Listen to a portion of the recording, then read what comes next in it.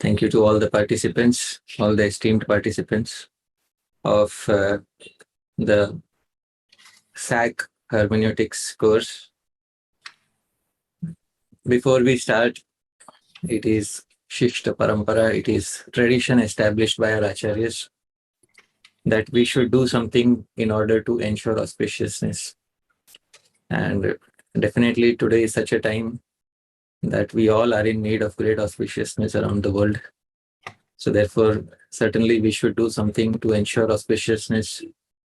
And the best way to do that is mangalacharan. So we'll do a quick mangalacharan and then we'll begin the presentation on lesson 3, which is about 3 types of dialogue: vada, jalpa, and vitanda. So a very quick mangalacharan, and all of you can sing along with me.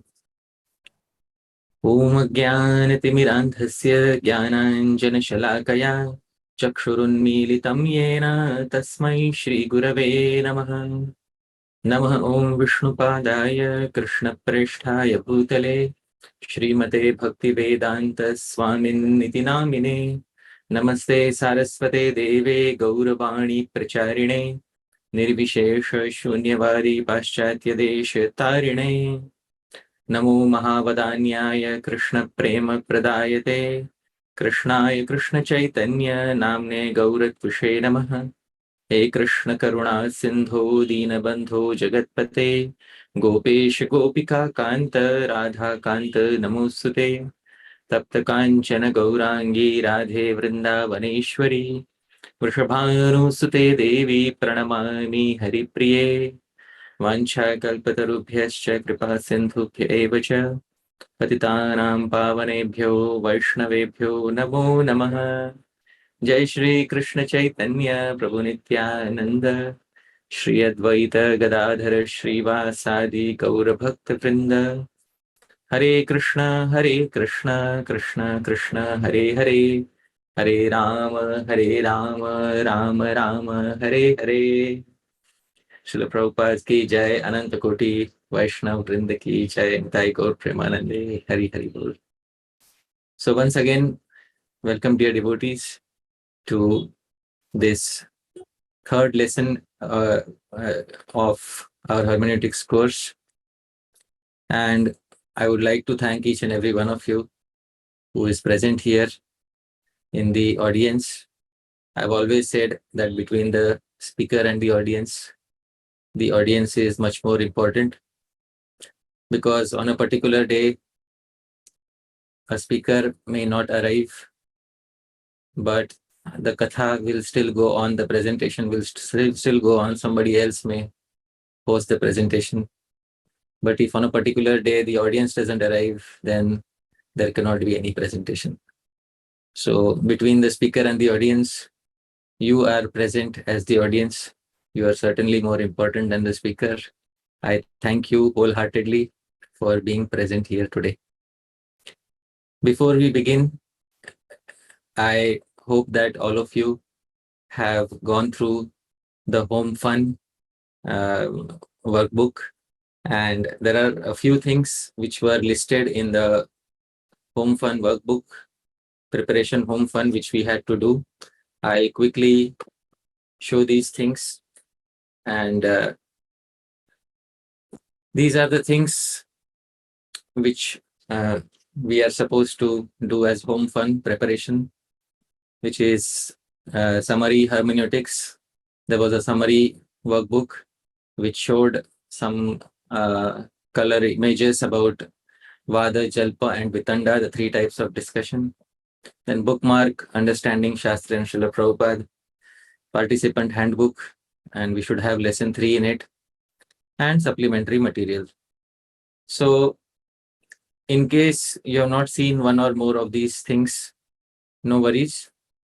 We'll try to make the subject matter as easy as possible today.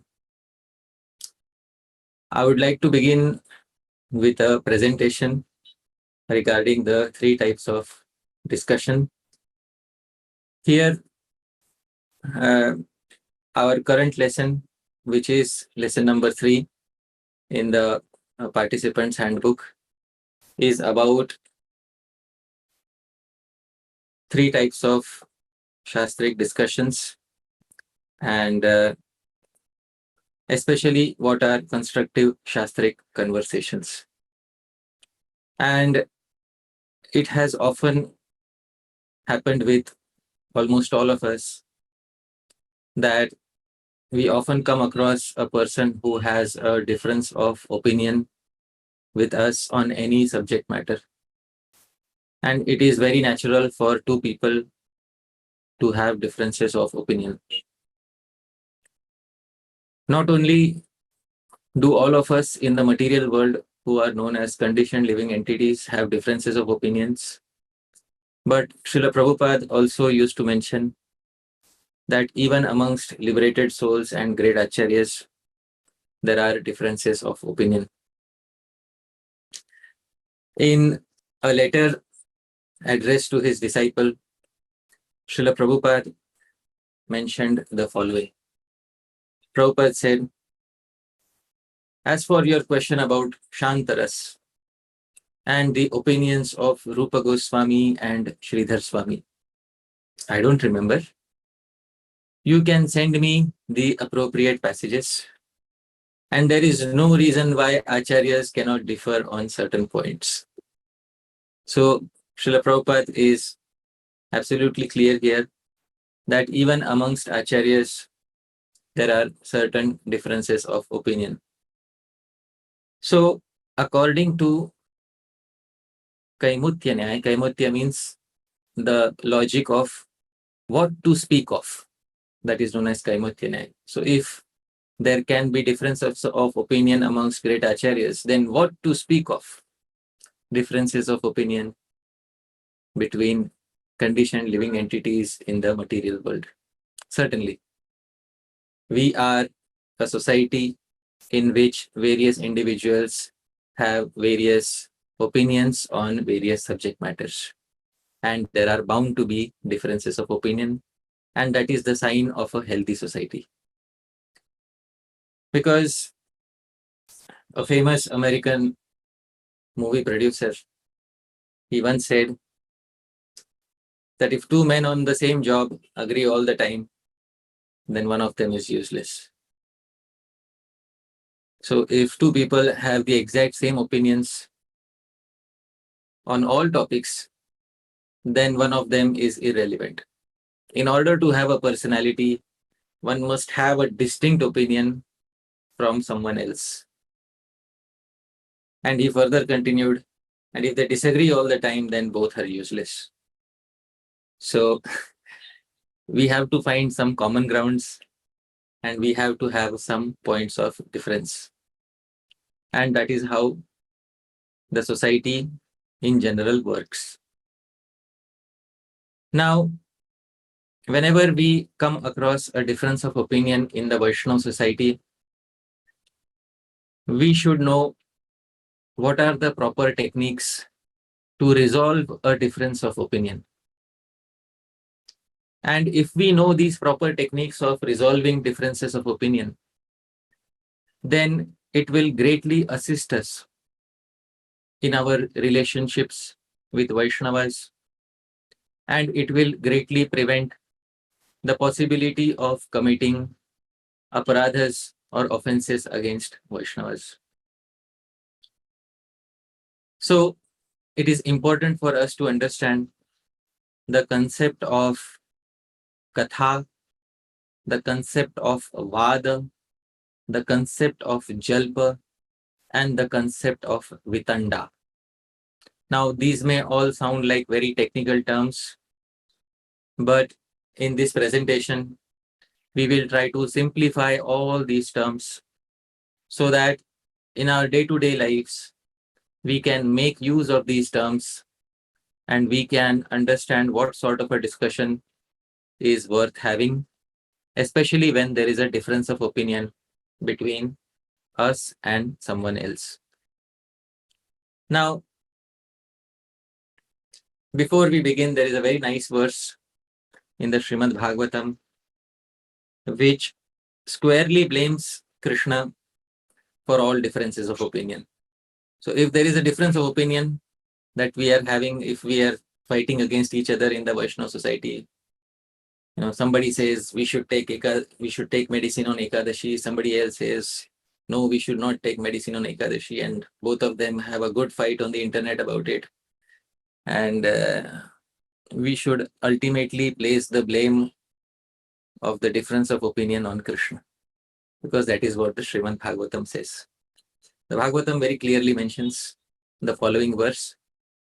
I'll try to sing the verse.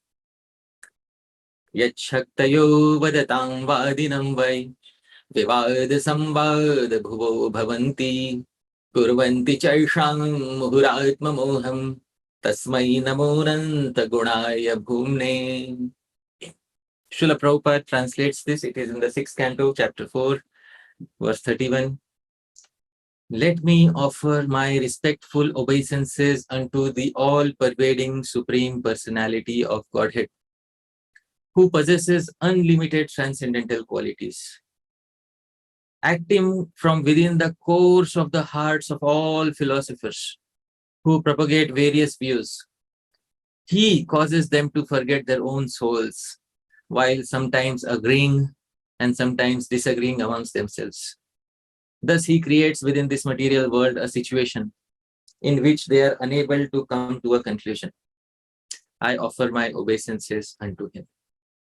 So, dear devotees, the ultimate blame of all differences of opinion lies squarely on Bhagavan Shri Krishna, and it is he who causes all these differences of opinion in the material world.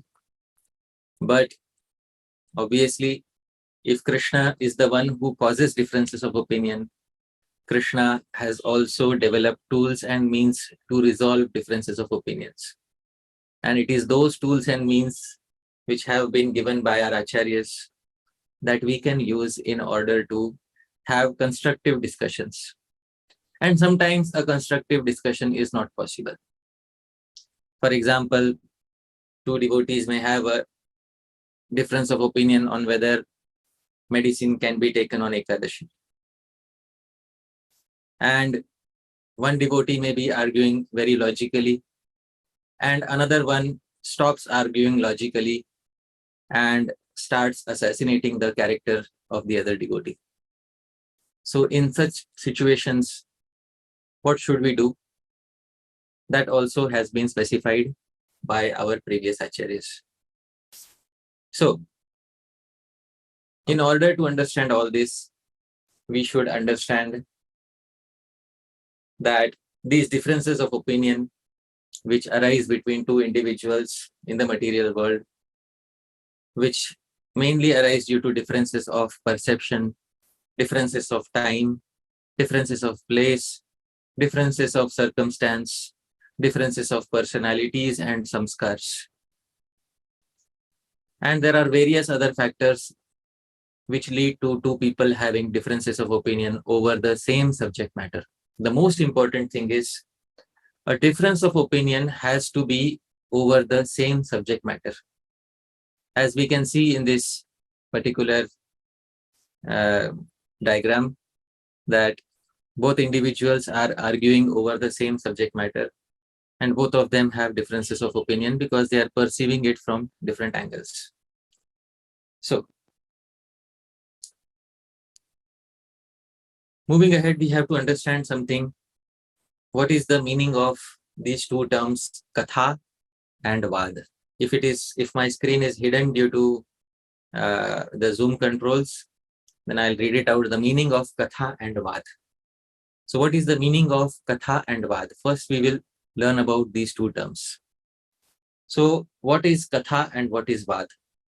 See, in a Vaishnava society, two people may develop differences of opinion over a certain topic. But before they develop differences of opinion, they may be speaking anything in general. So any dialogue which is going on between two individuals is known as katha. So any dialogue in general, two Vaishnavas may be speaking about how their lives are going on, and there may be no difference of opinion, and such general dialogue is known as katha. Now, In a katha, in a dialogue, when a difference of opinion arises, that is when the difference of opinion is resolved using three types of dialogues, and the first is vada. So until a difference of opinion arises, it is known as katha, a dialogue in general. But when a difference of opinion arises, then it can either take the form of vada or jalpa or vitanda. For example, now the first is vada, and a vada usually occurs when two parties have opposing opinions on the same topic. And I have specified an example. For example, one Vaishnava says we should not take medicines on Ekadashi. Another Vaishnava says, I think we should be able to take medicines on Ekadashi. So the topic is the same. Now, if the topic itself is different, then there is no point of having a difference of opinion.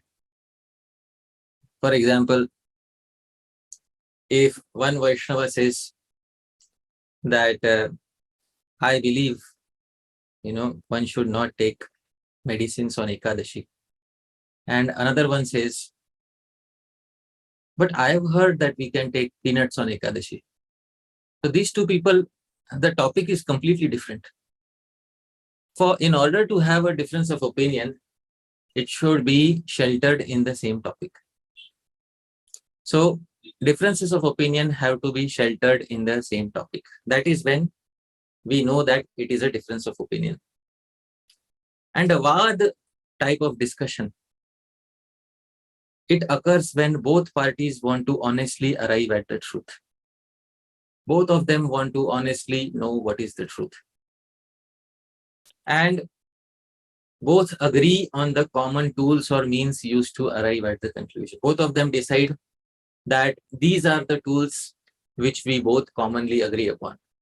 Because sometimes there may be a difference of opinion. Person A may say the soul doesn't exist, and person B may say the soul exists. So a common ground of difference of opinion is present. The same topic is there, two differences of opinion. But if person A again says, but it is mentioned in the Vedas that the soul exists, and person B is a Buddhist who doesn't believe in the Vedas. So these two people cannot have a vad because they don't have common tools and means which are used to arrive at the conclusion. So vada occurs mainly when there is a difference of opinion on the same topic, and both parties want to honestly arrive at the truth, and both agree on the common tools or means used to arrive at the conclusion. Now, the second point is very important, that both want to honestly arrive at the truth. They should be genuine friends or well-wishers of each other. And when I say friends, I mean really good friends. They should have the best of intentions for arriving at the truth. Because sometimes we call our Facebook friends as our friends, and that may not necessarily be the case. Because, often on Facebook, this happens that there is one Facebook friend who pops up only to disagree. And some of you might have had this experience that you often have a friend who pops up only to disagree with what you're saying. So in this case, the intention is not to arrive at the truth. The intention is to disagree with what you're saying. And therefore, such people cannot be categorized as individuals who are engaging in a vada. For vada, both of them have to be favorable to each other. Now, somebody may say that, well, this is fair enough, but this is from Nyaya Shastra. And Nyaya Shastra is good. Chaitanya Mahaprabhu studied it when he was, when he was young, he studied Nyaya Shastra. But we want something from our acharyas. So we want something which is accepted by our acharyas, our tradition. So these three types of discussions, vada, jalpa, and vitanda, are accepted by our previous acharyas. And the first one to speak about them is Sri Madhvacharya. Sri Madhvacharya has composed a literature named Katha Lakshanam, the characteristics of Katha. The meaning of Lakshanam is characteristics, and Katha, as I have already said, is dialogue. So the characteristics of a dialogue. And Sri Madhvacharya in his Katha Lakshanam will speak about all three types of Katha: vada, jalpa, and vitanda. So Sri Madhvacharya says, Vado jalpo vitandeti trividha vidusham katha. Vidusham katha. Amongst learned philosophers, katha, all dialogue or all discussions, can be classified into three types: vada, jalpa, and vitanda. So vada is a harmonious discussion, and we will see what is jalpa and vitanda. But first and foremost, we know something about vada.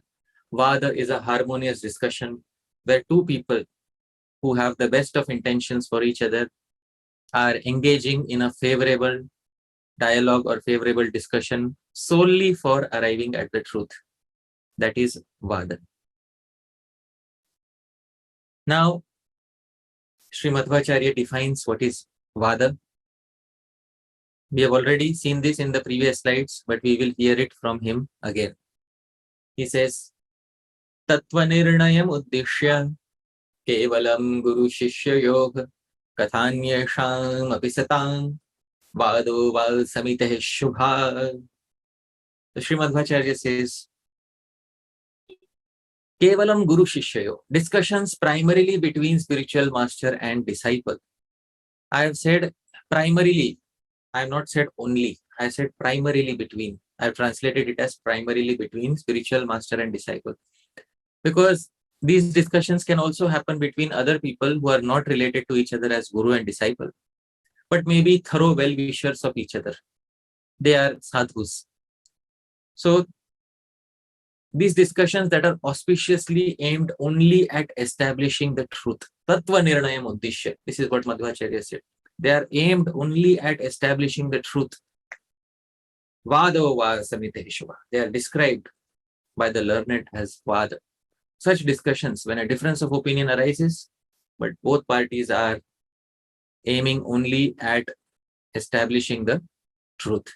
That is vada. So this is the best type of a dialogue, and it ideally occurs between a guru and disciple. And in Shastra, we can find many examples of such types of discussions, of the vada variety of discussions. Now, dear devotees, this is the first type. Now, the second type of discussion is known as jalpa. Now, what is jalpa? Jalpa is nothing but vada. Dear devotees, please understand carefully. Jalpa is nothing but vada. But something has changed. So it is vada. The factors are there. Most of the factors are there. A difference of opinion has arisen over a common topic, but something has changed. So it is vada with a twist. And what is that? Sri Madhvacharya defines. Khyatyadyartham spardhayava satam jalpa itiryate. So Madhvacharya says, these are discussions, but now the motivating factor is not arrival at the truth. Now the factor of motivation is that these discussions are driven by the desire to earn prestige, khyati adi artham, or the desire to win, spardhayava. So when such discussions occur between two individuals, and in such discussions, people may use various tricks in order to win at any costs. So dear devotees, this second type of discussion is known as jalpa. And in this jalpa, acharyas describe that individuals use many techniques in order to prove their point. So still, there is the desire remaining in both people to prove their point as correct. In vada, the desire was not to prove their point correct. The desire was to arrive at the truth, no matter who is speaking it. That was vada. In jalpa, both parties have already decided that, or at least one of the parties has decided that my point of view is already correct and I have to prove it by any means. So this sort of a discussion ends up being termed as jalpa. Then comes the final type of discussion, which is the lowest in category, and that is known as vitanda. And Srimad Acharya says, vitanda tu satam anyais tattvameshu niguhitam. So vitanda, he says, a discussion that takes place between an honest person and a wicked wrangler, intent only on destroying the genuine arguments of his honest opponent without paying any heed to the establishment of truth, is called vitanda. Now I'll simplify this. As I said, in vada, two individuals are having a discussion with the sole aim of arriving at the truth. They don't care if one of them is incorrect in their view. So if, for example, I have a difference of opinion with another Vaishnava, and both of us, we want to genuinely arrive at the truth, and I agree it is possible I may be incorrect. The other Vaishnava also agrees it is possible he may be incorrect. And then both of them genuinely try to use common tools such as Shastra, such as the words of sadhus, in order to arrive at the conclusion. That is vada. Now, when it changes to jalpa, both of us or either one of us has decided that my point of view is already correct, and I do not wish to listen to any other opinion.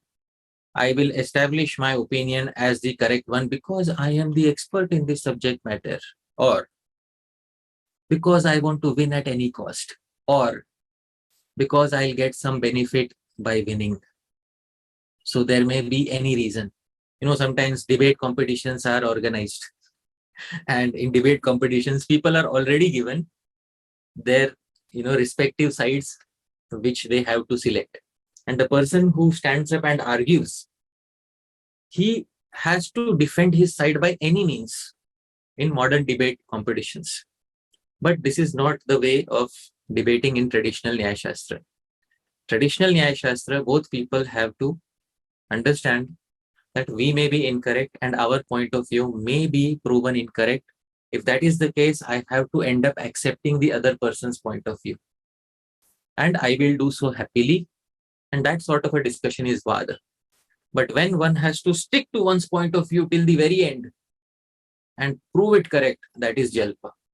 And the third is vitanda, wherein one knows that my point of view is not correct. There is no use proving my point of view. Instead, I will destroy the other person's point of view. So that is known as vitanda. Now, let me give a very quick example of vitanda. So I have my dear friend here, I think, Shastra Sar Prabhu. Can you hear me? If yes, please unmute yourself. Hare Krishna Prabhu. Yes. Shastra Sar Prabhu. Can you put an argument saying that it is incorrect to take medicines on Ekadashi? So please put forth an argument.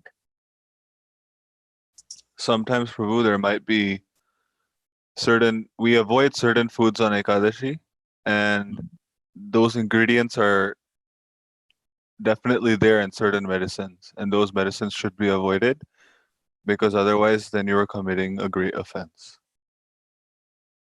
Now, Shastra Sar Prabhu said that we should not take medicines on Ekadashi because it may contain substances which we should avoid.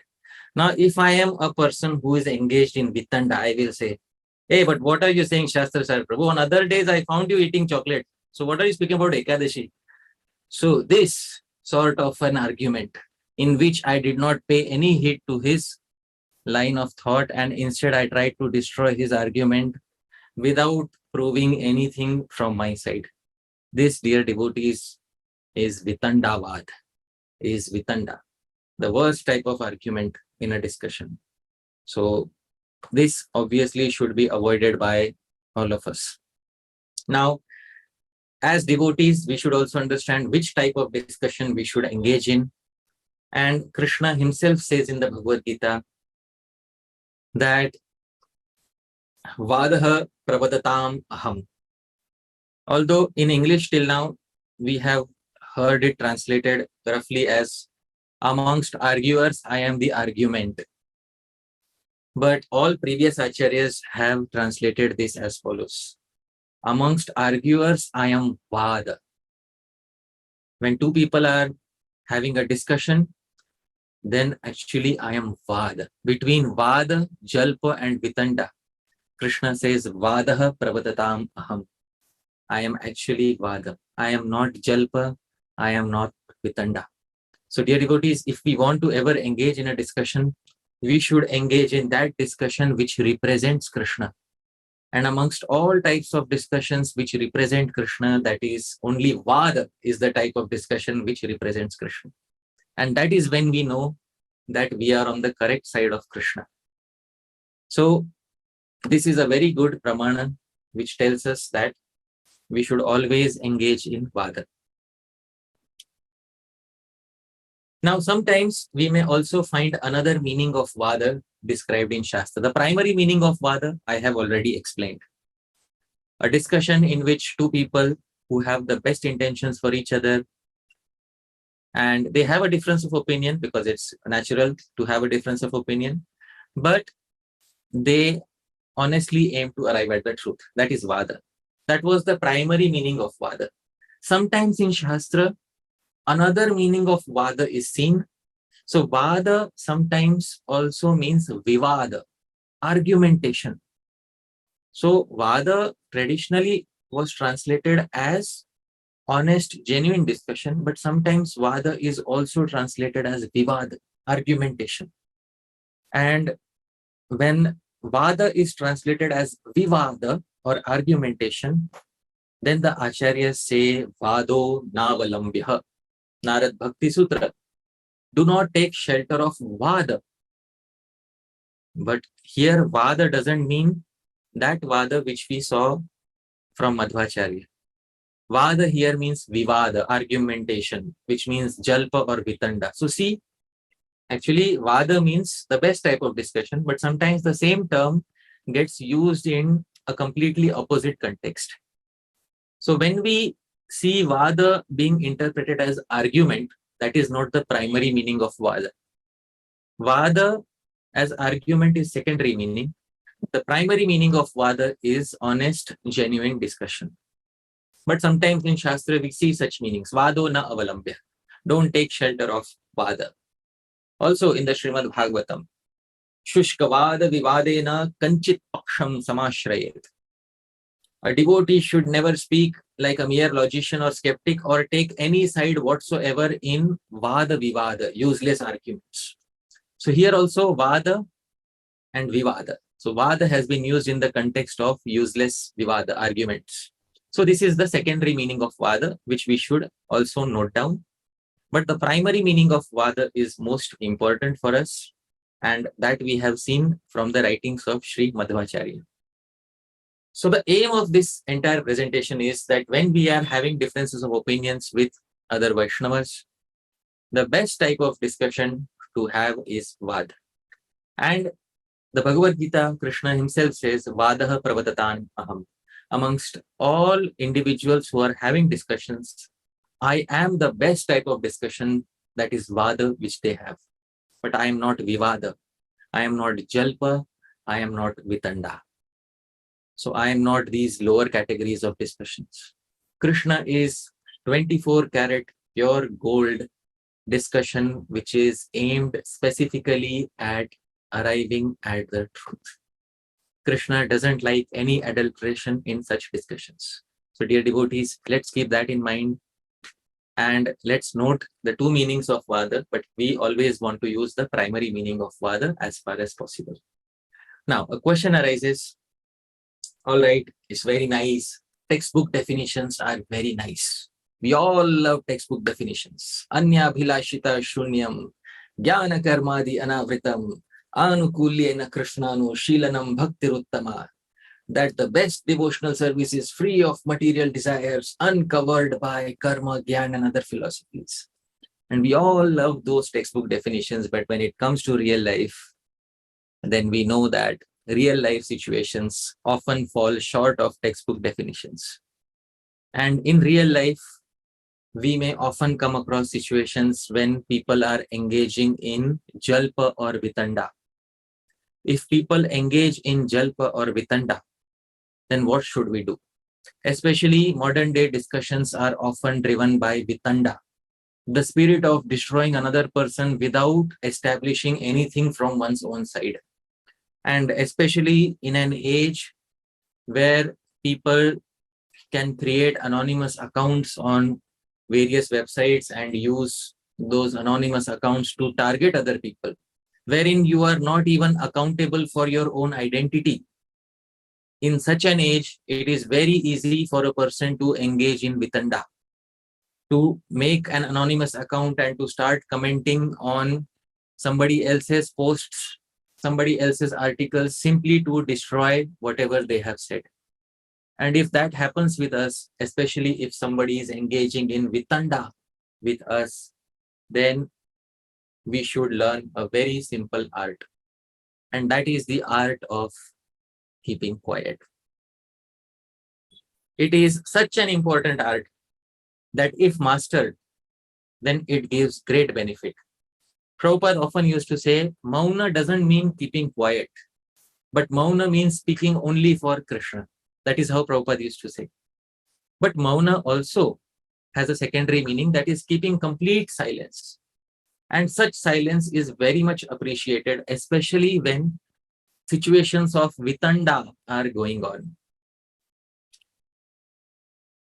There is a very nice verse, a subhashita, a wisdom quote in Sanskrit, which says the following. Atmanah mukhadoshena badhyante shukasarika bakas tatra na badhyante maunam sarvartha sadhanam. Atmanah mukhadoshena badhyante shukasarika. Due to the fault of chirping too much, parrots and mynas are caught easily by the hunters. But there is one bird which is not caught. Bakas tatra na badhyante. The cranes keep quiet and therefore they are rarely caught. Not nowadays. Nowadays everybody is caught. Even the crows are caught. But traditionally, bakas tatra na badhyante. Maunam sarvartha sadhanam. Therefore, learn from the crane that silence is a powerful tool that can achieve anything. It's very important to learn when to keep quiet. And when to keep quiet is when a discussion is shifting towards jalpa or vitanda. That is the time when one should learn how to keep quiet. And there is one general principle which one should follow in all discussions. In all discussions, there is an overarching principle which one should follow. And Prabhupada used to say, Satyam bruyat, priyam bruyat. Speak the truth, speak the palatable truth. Very important that speak the truth, speak the palatable truth. And this is what Shastra says. Priyavakya pradhanena sarve tushyanti jantavah tasmat tadeva vaktavyam vachane kadaridrata. Priyavakya pradhanena. By speaking sweet words, sarve tushyanti jantavah. All living entities in the world are satisfied. Forget about living entities, even Krishna is satisfied when we speak sweet words. You see, whenever Krishna gives darshan to anybody in the Srimad Bhagavatam, there's all glorifications and prayer. Everybody starts offering glorifications. Why? Because priya vakya pradhanena sarve tushyanti janta. By speaking sweet words, everybody in the world is satisfied, including Krishna. Tasmad tadeva vaktavyam. Therefore, speak only sweet words as far as possible. Vachane kadaridrata. Will you become poverty-stricken if you speak sweet words? There is still no tax on speaking sweet words, dear devotees. The government doesn't tax speaking sweet words. and hopefully it will continue like this for a long time. So speak sweet words. There is no taxation on sweet words as far as possible. Please let the discussions be centered only around vada, that too with sweet words, that too amongst like-minded devotees. So with this, dear devotees, I would like to conclude the presentation, and I would like to thank all of you for viewing this presentation, and we can move ahead from here to the next part of the discussion. But before I conclude, I would like to say that most of this has been derived from the teachings of Srila Prabhupada and the previous acharyas. So whatever you saw here was mostly from their teachings, and the credit for all of this valuable knowledge goes to them. So thank you very much, dear devotees, and we will now move ahead to the next part of the presentation. In the next part of the presentation, dear devotees, we will do some small exploration. But before we do that, I can take one or two questions on the presentation. If there was something which the devotees did not understand or want some clarification regarding, and we can take a few questions regarding the presentation. So I can already see a few hands.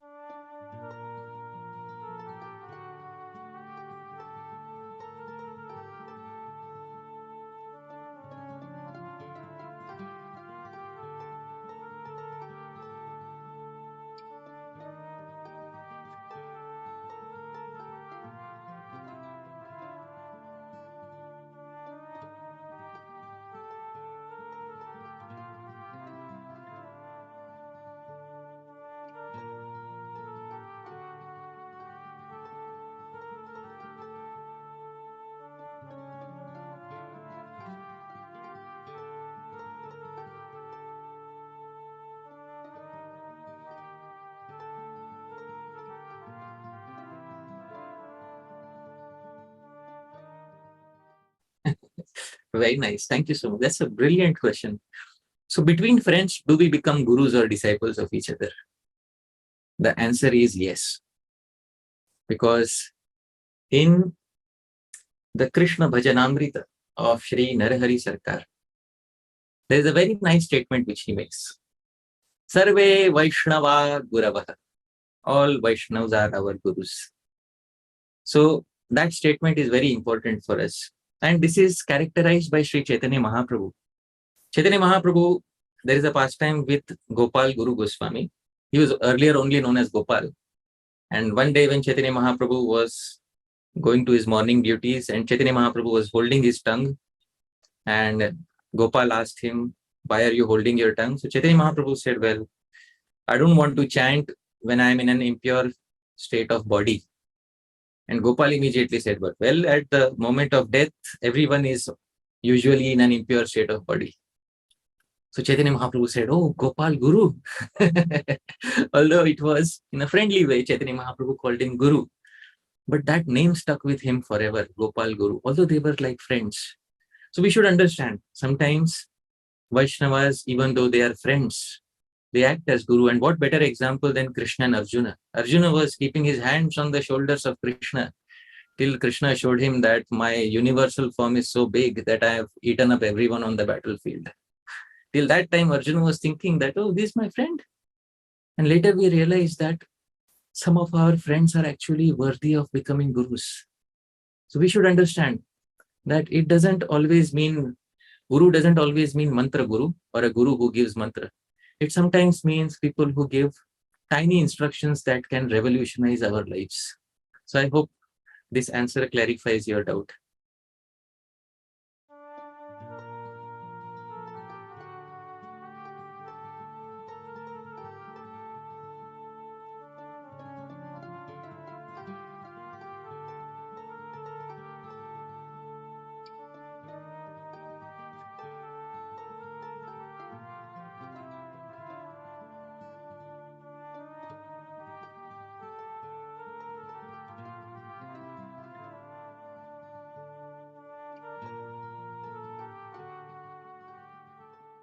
It's a brilliant question. Like sometimes two individuals have a difference of opinion and they use all the pramanas, all the means, methodologies to arrive at the truth. And then sometimes it doesn't work out and both of them then say, well, what to do? In such a situation, there are two things that can be done. That both of them can say, well, let's pause the discussion till we meet a third personality whom both of us accept and who is much more learned than both of us and who can resolve it for both of us. I'll give a very simple example. In Nyaya Shastra, it's a very simple example. There were two people who arrived in a village and both of them were friends. And in the village, there was a river and both of them wanted to cross. It was a rainy season and one person said, I think the river is fordable. Fordable means crossable. And another person said, I don't think the river is fordable. So both of them had a difference of opinion. And now there's no means to find out. It's rainy season. They can't see anybody nearby. And suddenly a horse came running. And the horse also wanted to cross the river. The horse entered the river. And the current was so strong that the horse went along with the current of the river. Point established. Both of them understood that if the horse is not able to cross the river, it is certain that we will not be able to cross the river. So sometimes what we need is a common authority which is accepted by both people who is much more learned than both of them combined. And this is what used to happen with Srila Prabhupada. Sometimes devotees used to fight it out and then they would take it to Prabhupada. And Prabhupada would say, well, this is the conclusion. That's it. Both of them satisfied.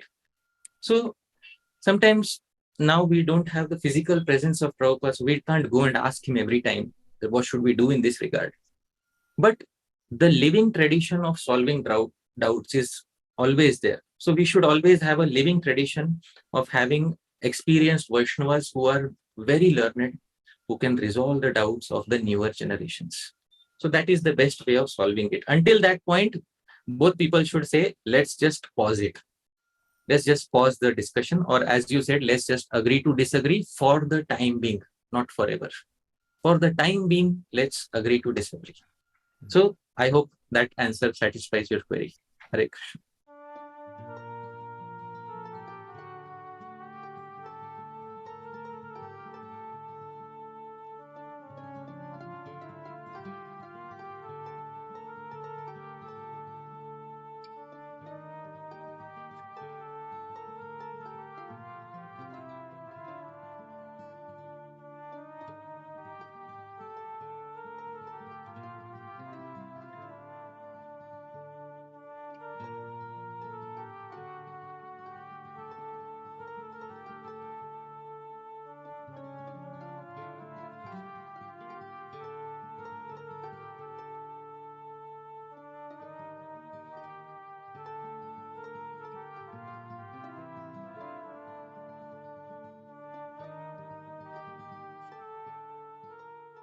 In short, when should we draw out the swords? When should we stop using Shastra and start using Shastra? Okay.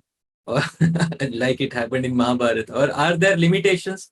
I'll honestly summarize your question. Are there limitations to hermeneutics? So that is your question. Obviously, there are limitations to hermeneutics because there are limitations to people who use hermeneutic tools.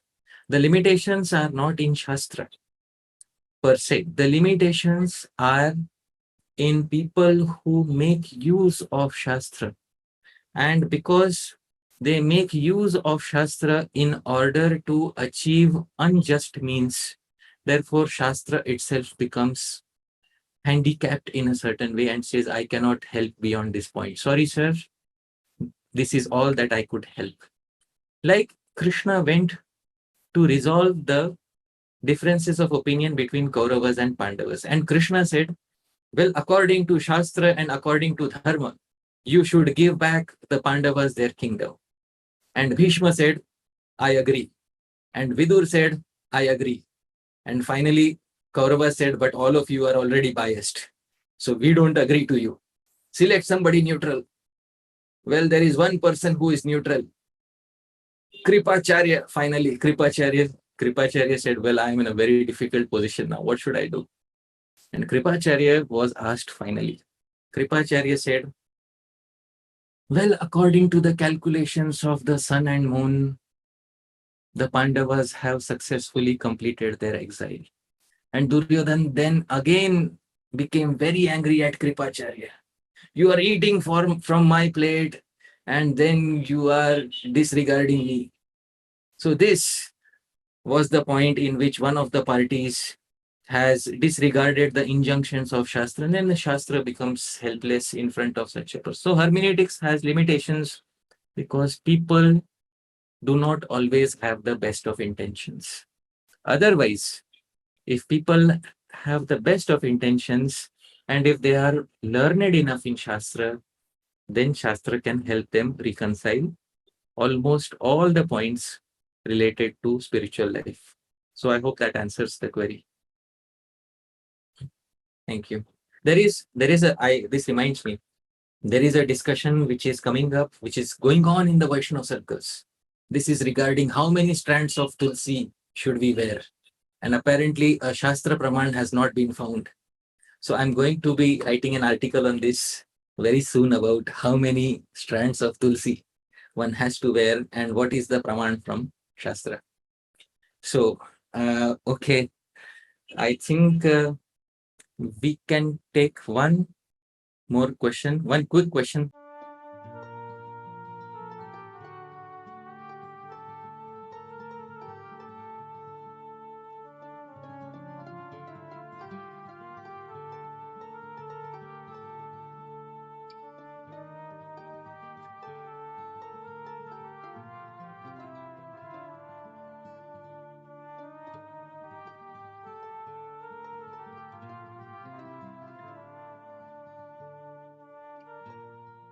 I understand there's always a difficulty when the other person is a superior in age, in learning, in experience.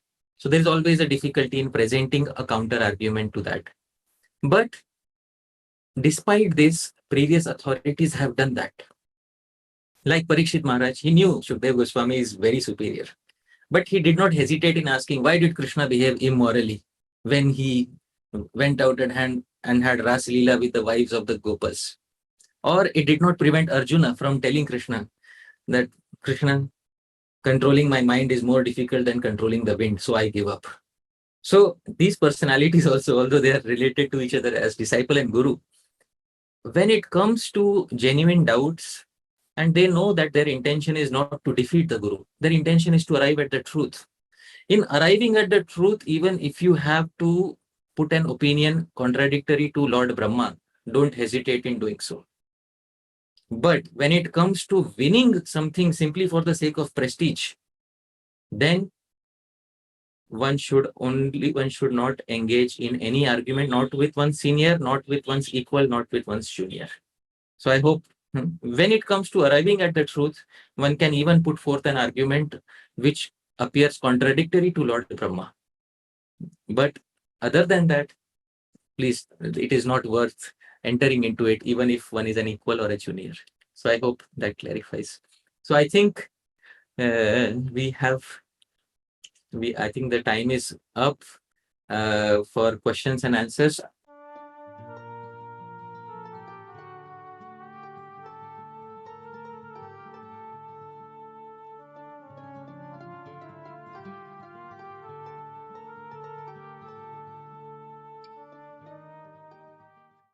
You can just say, because the discussion always takes the lowest common denominator. Please remember, the discussion always takes the lowest common denominator. So what is the lowest point of the discussion, that will become the norm of the discussion. So if we find that the discussion is going to jalpa and vitanda, we can respectfully say that this discussion is not centered around Shastra and it is not helping me in any way in my spiritual life. So without conceding my point, I would like to withdraw. You can just say like this. Without conceding my point, I would like to withdraw. This you can say like, so the other person knows that you didn't concede your point. And you can say, I withdraw. So that is how you can, put it in very polite words. This was very nice having participation from some of you, but I want participation from all of you. That's what I want for the exercise. So we'll move ahead into the exercises, the explorations, and all of us must be having our participants handbook. So in the participants handbook on page number 25, we have exploration 3.1. This is how it should appear on your participants handbook. Exploration 3.1, Shastric discourse, examples from Shastra. Now we have to take 15 minutes and we will do this exploration exercise. All of us will write down in this in the boxes given here examples of Shastra of vada or samvada type of conversations, examples of jalpa, examples of vitanda. So samvad basically is very favorable discussion between guru and disciple, like Krishna and Arjuna. So that is samvada. So we can write down these three types, but we have to be very careful that we should not confuse categories. We should know what is jalpa, we should know what is vitanda, and we should write down examples of those discussions. And if we feel that we could not find an example of jalpa or vitanda from Shastra, then we can write down examples of Srila Prabhupada's life that we have heard of in Prabhupada's life or in Srila Bhakti Siddhanta Saraswati Thakur's life. So we can write down those also, no problems. So right now, it's 6:31 p.m. here in India. So we'll have 15 minutes sharp. So after 15 minutes, we will start discussing, and I'll be able to select only a few devotees for giving the answers in this exercise. So please start writing the answers. Thank you very much.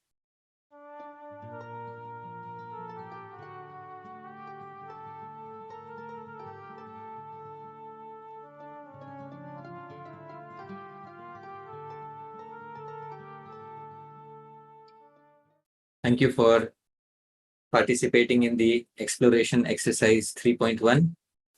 And now I would like to hear answers from some of you. There are about 45 participants, so we may not be able to take answers from each and every participant, but I will definitely try as much as possible to get an answer from all of you. So in exploration 3.1, there is the first exploration is examples from Shastra of samvada or vada conversations. So dear devotees, would you like to please raise your hands on and give some examples of vada, samvada type of discussions?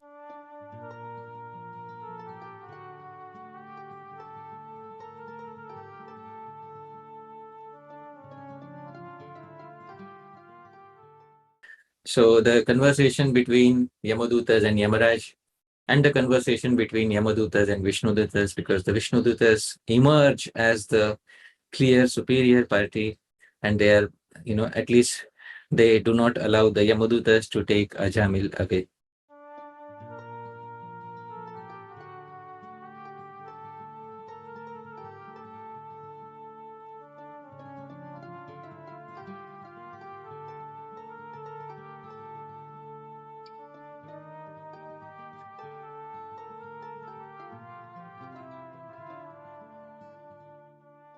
Another good example is the discussion between Devahuti and Kapila, although Devahuti is mother and mother is guru. Actually, Devahuti is guru of Kapil. Right. Kapil is the disciple, but the roles are reversed. Kapil takes on the role of a guru. Devahuti listens to him, and Devahuti finally becomes so overjoyed on receiving those instructions from Kapila, because Kapila is nothing but Kardama's manifestation for her. In Kapila, she sees Kardama Muni. Atma Vai Putra Namasi. The father takes birth as the son. So in Kapila, she sees Kardama instructing her, and therefore she accepts him as Guru.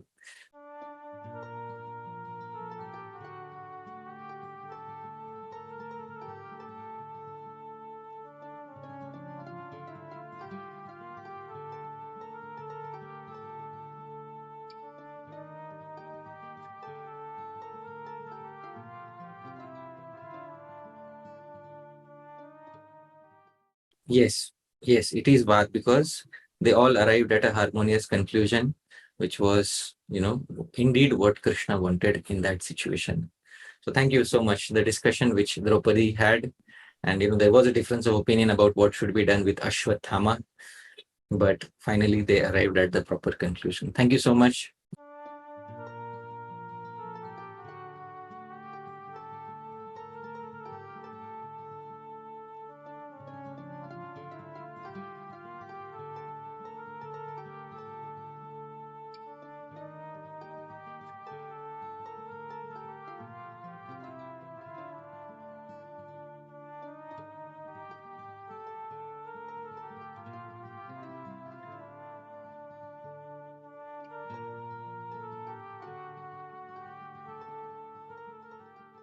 Beautiful. So it's what is happening in Ramananda Samvad is something very beautiful. Chaitanya Mahaprabhu is Jagat Guru.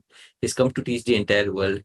But then he's making Rai Ramananda, he's keeping Rai Ramananda in the position of an instructor and saying, please speak more. Speak beyond this. Speak beyond this. This is not enough. It's a very good discussion and it falls in the category of Samvad. So it is often termed as Rai Ramananda Samvad because already declared as a Samvad. So thank you so much.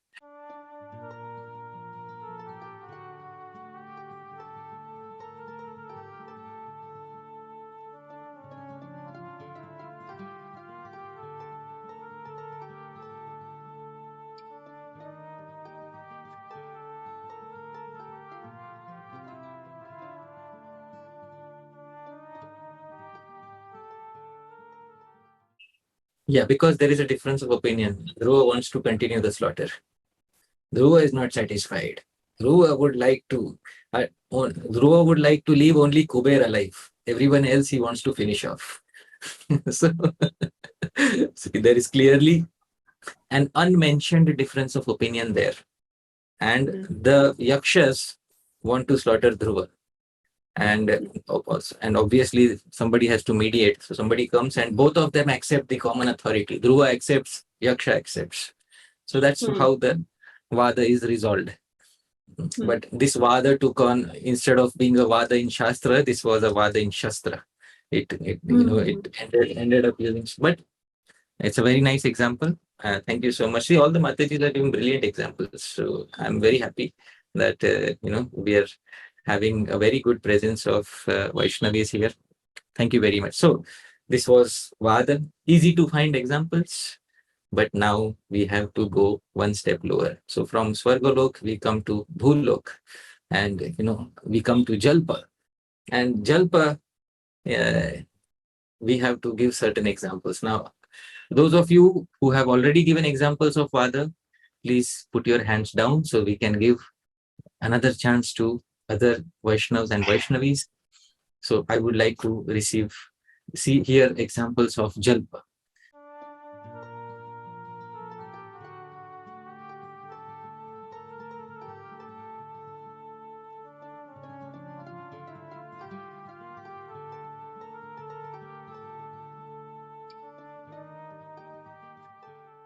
So Narada and Daksha, they both have a difference of opinion. Daksha is Vedavadi.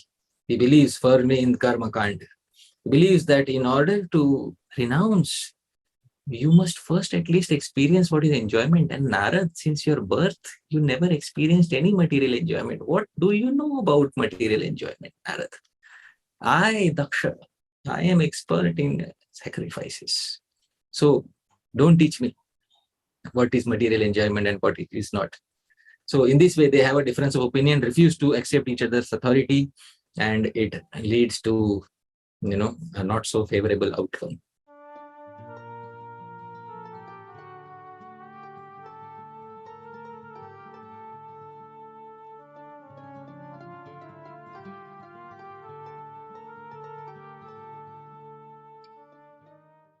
Perfect example. So Digvijay's, like Keshav Kashmiri approaching Chaitanya Mahaprabhu, like, all the Digvijay's approaching Jiv Goswami with certificates of defeat.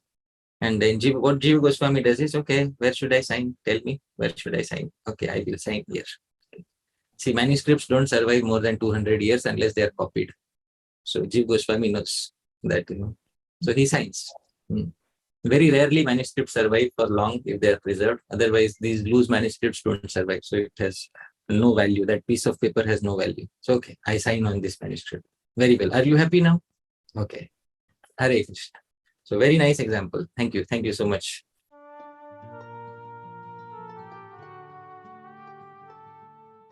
Lord Chaitanya Mahaprabhu and Keshav Kashmiri. And Chaitanya Mahaprabhu also at that point of time, he started pointing faults in Keshav Kashmiri's poetry. And, we could see in both had this desire that, I am a poet, but yes, I will find faults. So that discussion didn't exactly go, on the lines of vada, but later Saraswati Devi came and resolved it. So very nice. Thank you very much.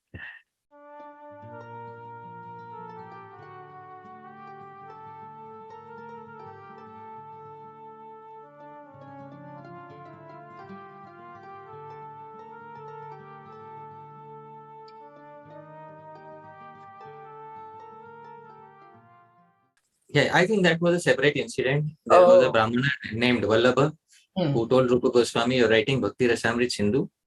I will revise it by correcting all the mistakes. And Rupa Goswami said, yeah, fine, no problem. You revise it. Rupa Goswami knew there was nothing incorrect, but I will revise it. Jiva Goswami couldn't take it at that point of time. Jiva Goswami took permission from Rupa Goswami, went to the Yamuna, caught hold of that person and said, what were you saying, sir? There was a mistake. Let me prove it to you that it was not a mistake.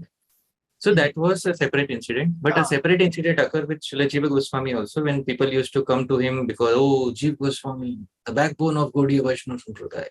Now we will prove that we are superior to you. So if you're defeated, sign this letter. Jiva Goswami says, why waste time? Just give me the letter. What is your prayojan? I will sign on that prayojan. Your ultimate aim is to get a letter, so get this letter. So, but thank you very much. Is there any other example you wanted to contribute, or you just want clarification?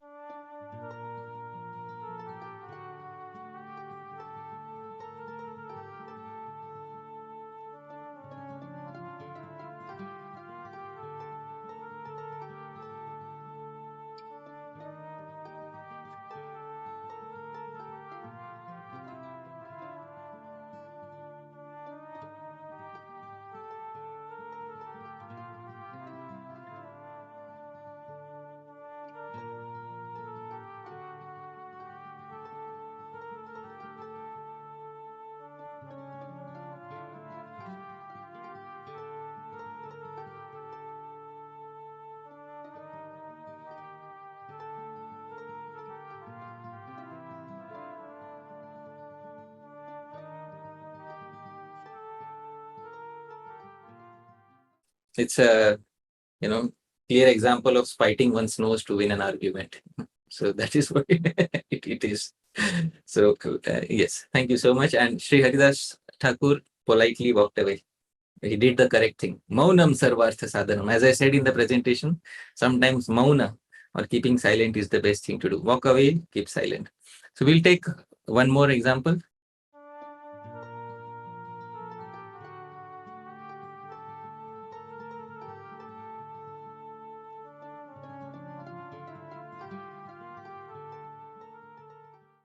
Between husband and wife, there is one clear winner mostly. So, this Shiva, even Lord Shiva had to agree to his wife. Finally, she is the authority because she is the homemaker. Na griham griham ityagur grihini griham uchyate. It is the wife who is the center of the home. What the wife says happens. Even if the husband is Lord Shiva, the husband only, his name is written on the home plate, on the name plate outside the home. Otherwise, the home belongs to the wife. That is the reality of life. So, you can consider it as a discussion of jalpa. Obviously, Lord Shiva said it's not proper to go. But it's a husband-wife discussion, and it's like, it's more, let's say, it's a more personal discussion. But yes, we can call it borderline jalpa. So, we've had jalpa. Those of you who raised your hands for jalpa, please put your hands down on Zoom virtually. And now we will have the third And final category, from Swargaloka to Martyaloka, now we go to Pataloka, which is Vitanda. And we are at the lowest common denominator of all discussions, that is Vitanda. And I would like to hear examples of Vitanda.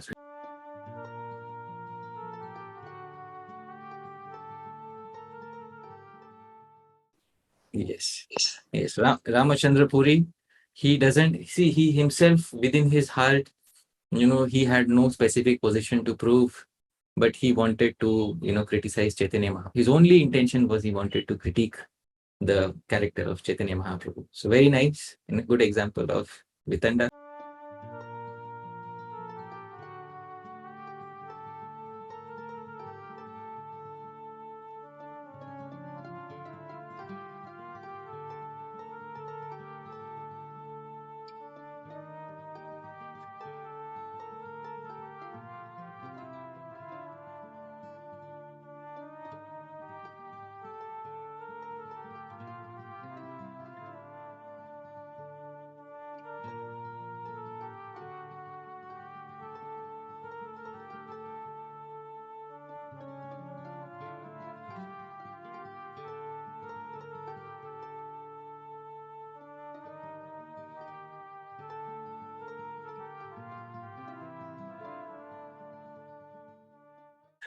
What Hiranyakashipu did was he immediately called for Shanda and Amarka, the two teachers, and said, what's going on in the school?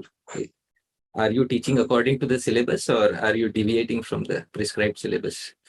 So in this case, we can say that Hiranyakashipu didn't enter into a discussion at all with Prahlad at that point of time.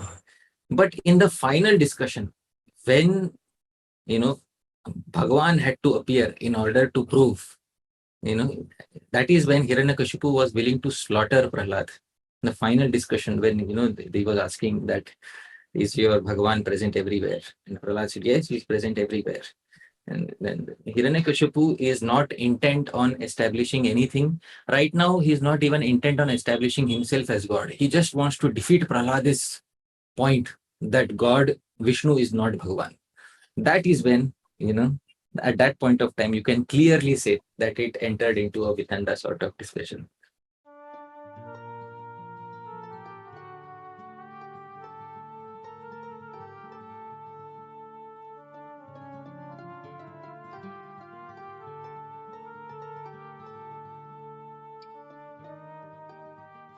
Yes, definitely. 100% will fall under that category.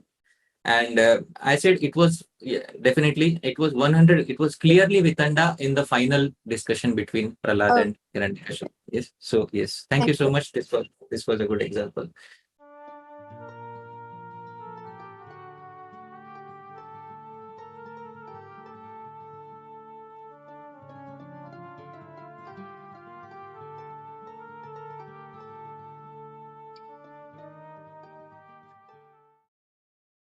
That will jalpa, because Sarvabhauma Bhattacharya wanted to prove his side. He wanted to prove that Advaita Vedanta, Adi Shankaracharya is not incorrect.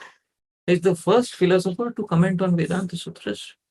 All others have come after him, and after, everybody who comes after Adi Shankaracharya is trying to show themselves superior by pointing faults in Adi Shankaracharya. So he was very clearly taking sides with Adi Shankaracharya. So he had a side to prove. Chaitanya Mahaprabhu has had his side to prove. That was turning into jalpa. Mahaprabhu stayed silent. So that will be jalpa.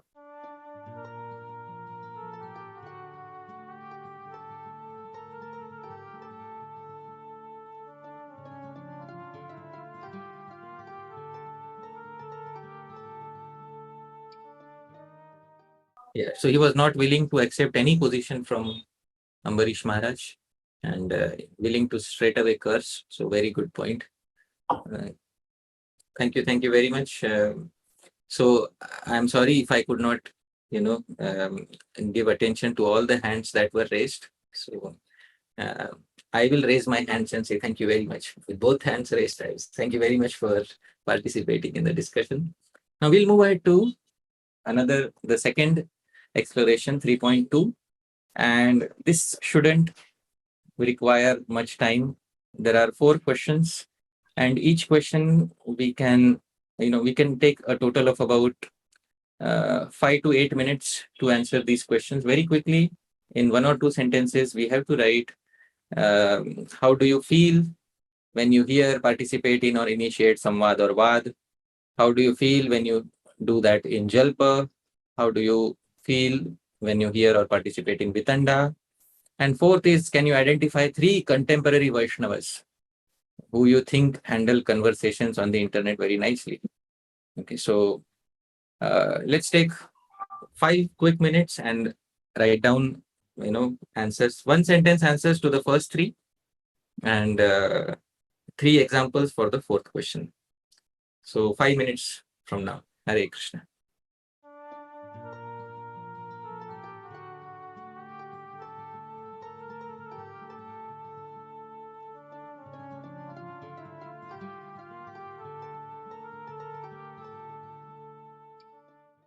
Hare Krishna. So as we continue to write, maybe many of you may have written the answers. I'd like to start taking answers from some of you.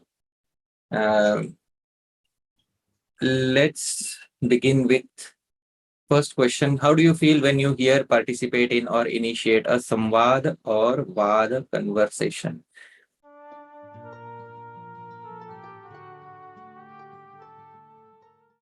Beautiful, beautiful. Praman quoted along with experience. Please continue.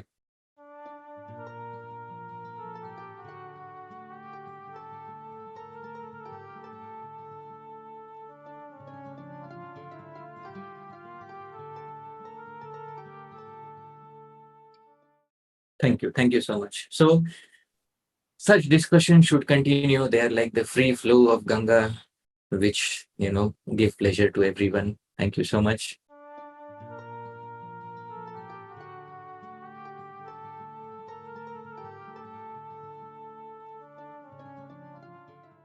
Thank you. Thank you so much. Okay, one final answer.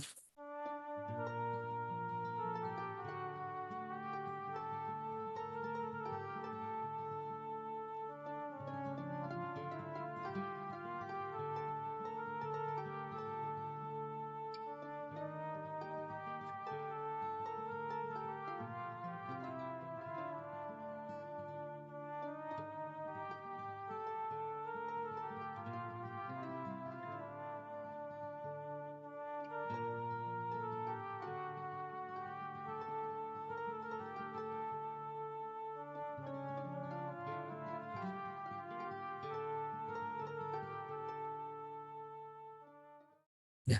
Yes, but Vada assumes that you know hermeneutics. Vada, that the point of teaching Vada is to let people know how to use hermeneutics.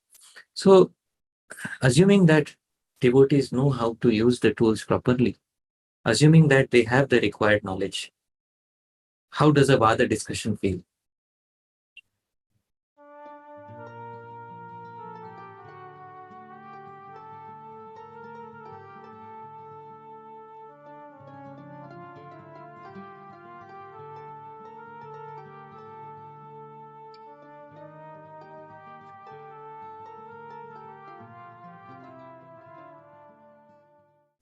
In Bhagavad Gita itself, when we read the Bhagavad Gita, if we read the verses, then we'll be able to get some idea. But the commentators, oh my goodness, the traditional commentators bring out all the aspects of the arguments, and they elaborate upon all the arguments from various angles and why Krishna is correct here or why Arjuna is correct here.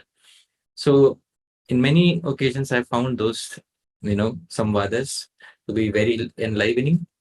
And yes, in real life also, in 2021 also, we need examples. And that is why we have the 4th question, that do we have any examples of Vaishnavas who are engaging in productive discussion?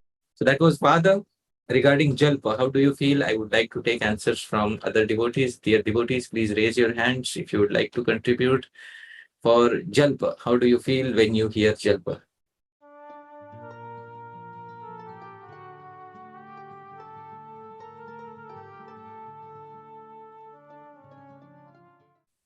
Yes, stressed, abused, and restricted. Those 3 are very powerful images in the mind.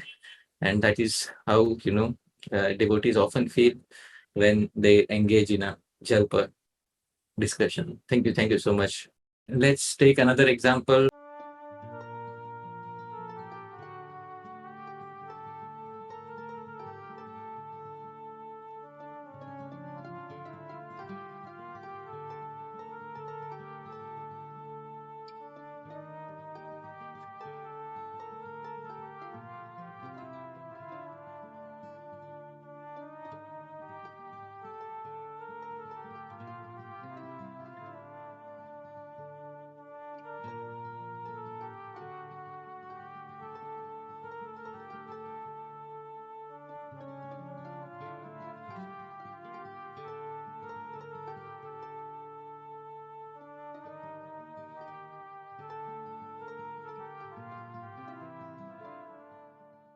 You pointed out correctly. Sometimes in jalpa, we think he's not listening to my point of view.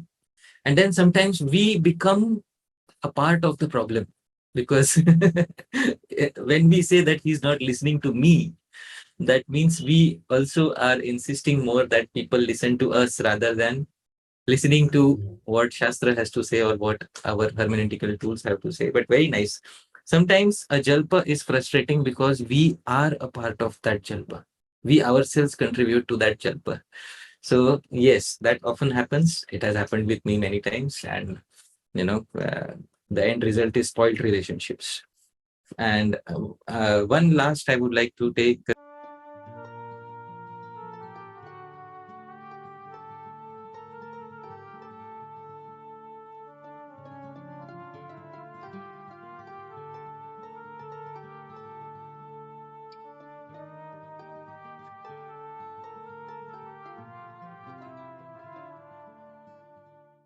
Less powerful, less energy, less enthusiasm to continue the discussion. Thank you, Prabhuji. So the final category is vitanda. How do you feel when you enter into a vitanda? Sometimes I feel empowered. When I am the person doing the vitanda, I feel, yes, if only I had an anonymous Facebook account, I could show these people what vitanda truly is. Let me get an anonymous account and I'll show everybody what vitanda is. So sometimes some people feel very empowered when they engage in vitanda, but that's not how Vaishnava is supposed to think. So how do you feel when you engage in vitanda discussions?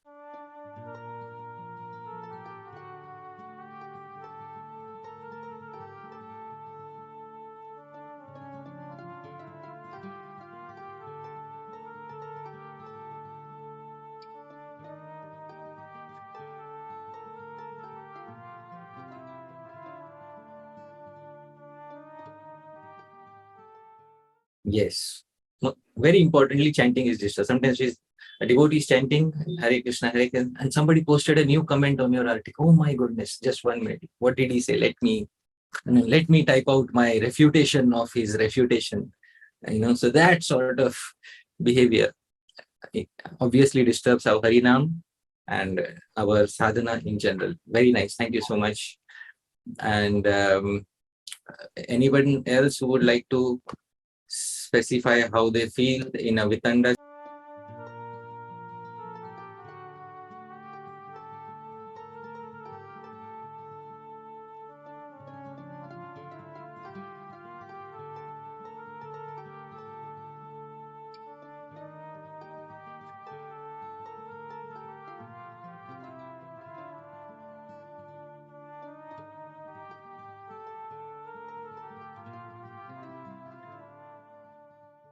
We all feel guilty in retrospect, because when it is going on in the heat of the moment, when the boxing gloves are on, at that time the guilt doesn't arrive. The guilt arrives only in retrospect. So these were jalpa, vada, jalpa, and vitanda. And now quickly, one or two participants can say which Vaishnavas or Vaishnavis they admire from the contemporary list of Vaishnavas or Vaishnavis that they have seen. Need not be necessarily ISKCON, maybe from some other Gaudiya Vaishnava Sangha also. In a broad-minded way, consider all the Vaishnavas, Vaishnavis you have seen, and please tell us 3 Vaishnavas, 3 or 4 whom you really admire.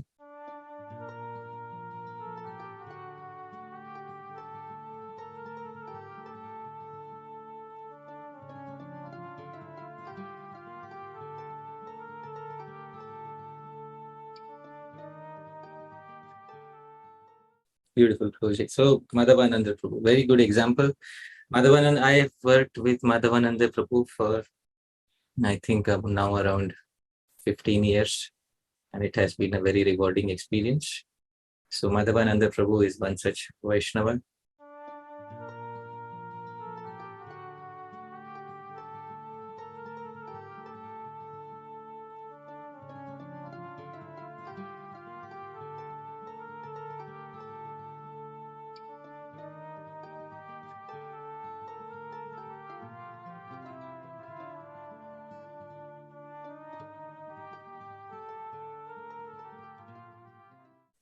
So His Holiness Bhakti Rasamrita Swami Maharaj, very nice. Thank you so much.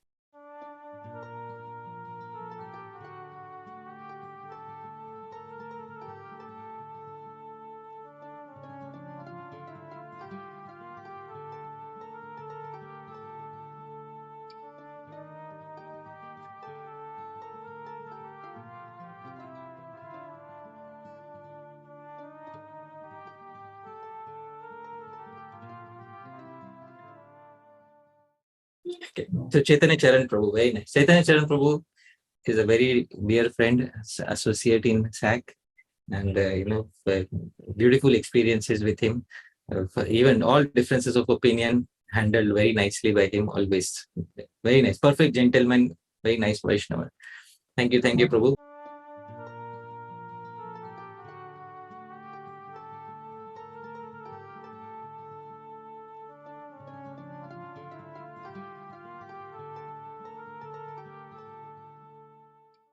Yes, Yamuna Devi, thank you. Excellent example.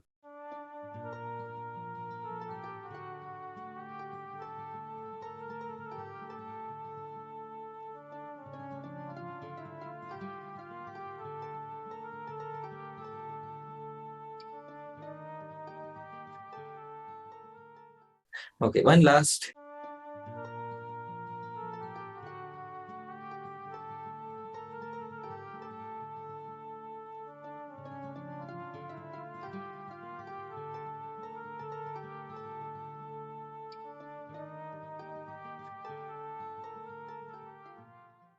Very nice. Thank you, all of you, for, I would like to contribute an answer, if it is allowed to, for the presenter to contribute. I would like to nominate Mother Urmila for handling online discussions very nicely.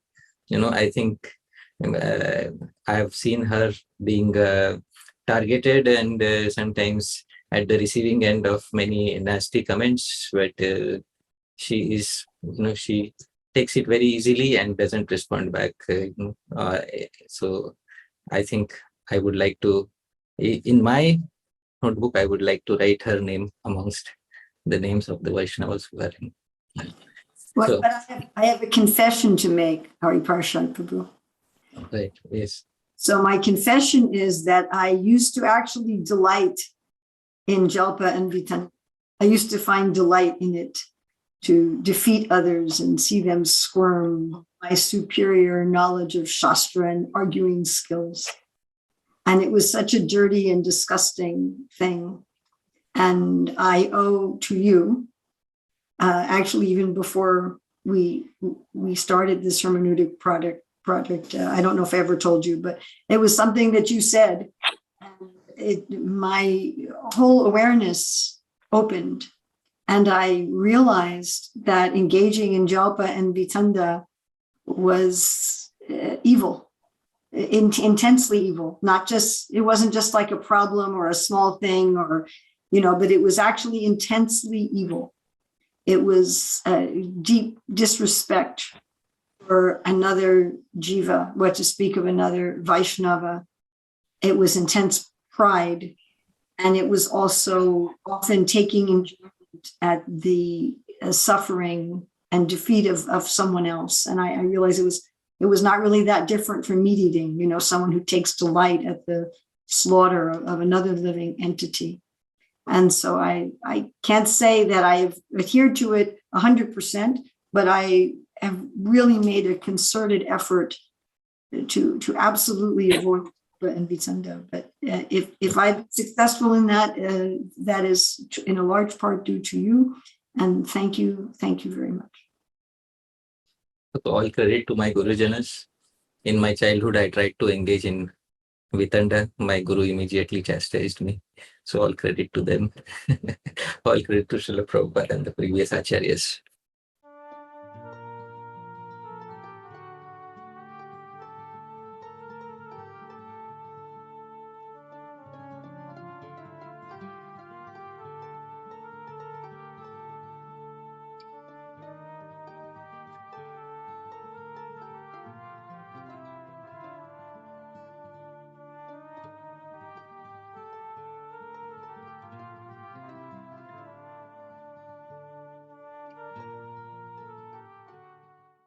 Yes, beautiful. There is a very nice song written by Bhakti Vinod Thakur about dealing with other religions. I am pasting the link for that song in the comment box, and it shows how exactly one should be when one is dealing with other religions, not engaging in jalpa and vitanda and accepting them for who they are. Thank you so much, Prabhu. So unfortunately, we don't have time for other exercises today, but I hope that the exercises that we did were very fruitful, productive for all of you.